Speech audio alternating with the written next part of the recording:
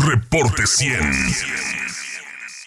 Para hablar de este tema está con nosotros el cronista de la Arquidiócesis de Hermosillo, Armando Armenta Montaño, a quien le agradezco que nos tome esta llamada. Padre Armando, ¿cómo está? Buenos días. Bien, Juan Carlos, saludos a ti, a tu equipo y al auditorio, bien.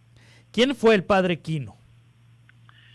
El Padre Quino nació, hoy es la fecha, Sí, hoy.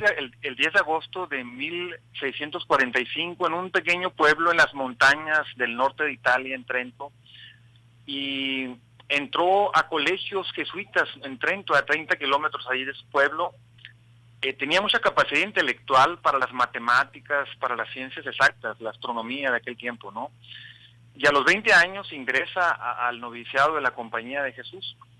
De hecho, termina los estudios, se ordena sacerdote y quieren que sea profesor de matemáticas en una universidad de Austria.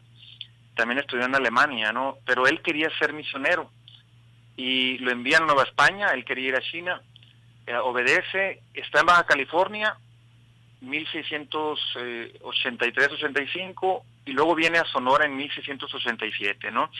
Fueron 24 años de labor misionera como misionero jesuita aquí en el norte de Sonora y el sur de Arizona, ¿no? Él cabalgó, se dice que cabalgó 24,000 kilómetros.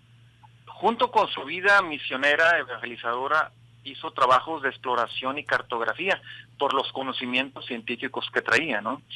Y el Vaticano, cuando muere en Magdalena, muere en 1711, el 15 de marzo, y se descubren los restos de él en 1966, ¿no? Entonces, sí, la labor del Padre Quino fue una labor evangelizadora y cultural también, ¿verdad? En las coordenadas de aquel tiempo, ¿verdad? Sí. ¿Cuáles fueron las misiones del Padre Quino? Por ejemplo, él empezó en la región de Cucurpe con la misión de Dolores, luego San Ignacio, Magdalena, Tubutama, Átilo, Pitoa, Caborca, la región de Cocóspera, llegó hasta Tucson sí, hasta Tucson, fundó 24 misiones en San Javier del Bac. Entonces fue una labor que en realidad ya estaban ahí los indígenas, los pueblos originarios. Él lo que hizo es entrar en contacto con ellos y proponerles una vida comunitaria como ellos lo vivían, pero con la propuesta del Evangelio, ¿no? Sí, ¿qué era una misión? Una misión, le decían pueblos de misión, le decían en aquel tiempo vivir bajo campana. Se hacía oración comunitaria en la mañana con misa y luego había trabajo comunitario. Cada familia tenía su pequeña parcela, pero había también territorios con propiedad de la misión. El misionero era como el animador, pero había también autoridades indígenas que intervenían en la organización del trabajo, en la catequesis y en lo que era la justicia, ¿no? Sí. Interior de las misiones. Sí. Ahora, ¿qué diferencia, Padre Armando Armenta Montaño, había entre una misión, como por ejemplo de un jesuita, y un conquistador español?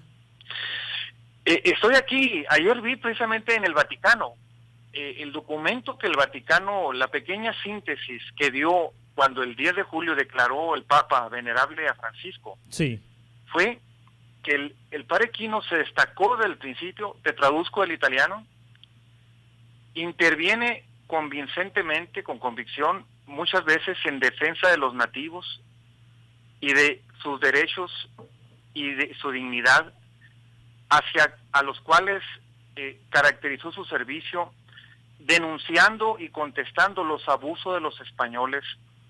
Es decir, el Padre Quino entró en conflicto con algunos colonos, militares, rancheros, y también con algunos eclesiásticos, en el tema del maltrato a los indígenas. sí. Lo que destaca el Vaticano del Padre Quino fue que tuvo el coraje, traduzco, de defender la dignidad humana y denunciar y oponerse a los militares y a los colonos españoles, tal cual el Vaticano habla a este punto, ¿no? Entonces, tuvo muchos enemigos, él siempre buscó la pacificación, hubo levantamientos indígenas de protesta contra los abusos, y él siempre trató de establecer óptimas relaciones con las poblaciones indígenas al punto de que los colonos lo consideraron enemigo, dice el Vaticano, ¿no? Sí. Porque por eso, ¿no? Porque defendía los derechos desde la fe en Cristo, defendía los derechos de los nativos, ¿no? Ahora, entonces, sí. Sí, dime. Sí, lo interrumpí, padre, continúe. No, adelante. Le decía, ahora, esa es la justificación que el Vaticano ofrece para declararlo venerable. La declaratoria de venerable, ¿a cuántos pasos está de la canonización? Porque Sí. en la Arquidiócesis de Hermosillo hay una causa para canonizar al Padre Quino. Sí. No, mira, esto que te leí es parte como de la pequeña biografía que da el Vaticano, sí lo toma en cuenta. Pero ser venerable significa que él, movido por la espiritualidad en Jesucristo, por la fe, practicó las virtudes de manera heroica. Por ejemplo, la fe la practicó con vida de oración, la esperanza confiando en la providencia, la caridad, dice el Vaticano, con una inmensa actividad misionera, y también vivió de manera pobre con lo esencial. Ahora, por eso el Vaticano incluso dice, lo consideró venerable, que podemos venerar al Padre Quino de manera personal. ¿Qué significa esto? Que se reconoce que practicó las virtudes, se le puede pedir personalmente algún favor espiritual para que interceda, y también señaló ayer el jesuita, después de misa, el jesuita que está en Roma, que promueve la causa, divulgar la vida del Padre Quino, pero también pedirle la posibilidad de un milagro, que interceda en una curación, sobre todo en la curación de una enfermedad, ¿no? Sí. Entonces, para este punto no hay, o sea, de aquí empieza ya el proceso. Y cuando se logre eso, ya depende de una dimensión sobrenatural de fe. La cuestión de los milagros es una cuestión sobrenatural que después se comprueba científicamente si hay una experiencia, una intervención espiritual allí. Ya no hay tiempo definido, ¿no? Sí, antes de la canonización está la beatificación. Exacto, se requiere un milagro. Sí, es decir, lo que la iglesia está solicitando con el título de venerable es que los católicos, los cristianos católicos, pidan la intervención del Padre Quino para aliviar una enfermedad, por ejemplo. Así es, sí. Pero también procurar quien venera al Padre Quino, tomar su ejemplo de actitud cristiana, ¿no? Sí. También. Sí. Ahora, por otro lado, ya desde la parte, digamos que civil, no religiosa, se va a proponer de parte del gobierno de Sonora que la ruta del Padre Quino, la ruta misionera del Padre Quino, sea declarada patrimonio cultural del Estado, con miras a que en lo sucesivo se le declare patrimonio cultural de la humanidad. Ahorita las misiones, ¿cómo están físicamente, padre Armando Armenta? Cocóspera, por ejemplo, se observa cuando uno viaja a Cananea, allá a las alturas, y sabemos que el INA ha tenido distintas intervenciones, pero las misiones, ¿qué misión está, digamos que, más conservada de toda la ruta que siguió el Padre Quino? Mira, he escuchado a arqueólogos del INA que el templo más jesuítico que existe en el norte de Sonora es Oquitoa. Sí. Es un pequeño templo que posiblemente tenga elementos más jesuíticos. Los demás templos, Tubutama, Caborca, Pitiquito, en realidad son franciscanos que vinieron a relevar a los jesuitas cuando fueron expulsados en 1767.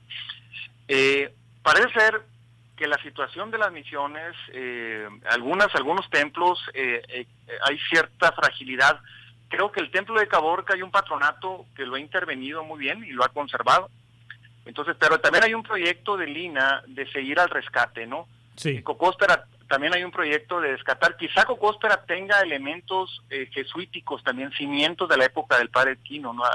Algo hablan de eso los arqueólogos, ¿no? Sí. Pero en realidad un templo construido por el Padre Quino no existe, ¿no? O sea, están los cimientos posiblemente. También el de San Ignacio, delante de Magdalena, es franciscano, ¿no? Sobre cimientos jesuitas, ¿no? Sí, me preguntan aquí, Nacho Romero, que hay de cierto que fue el primero, el Padre Quino, que afirmó que la Baja California era una península y no una isla, como se creía en ese entonces.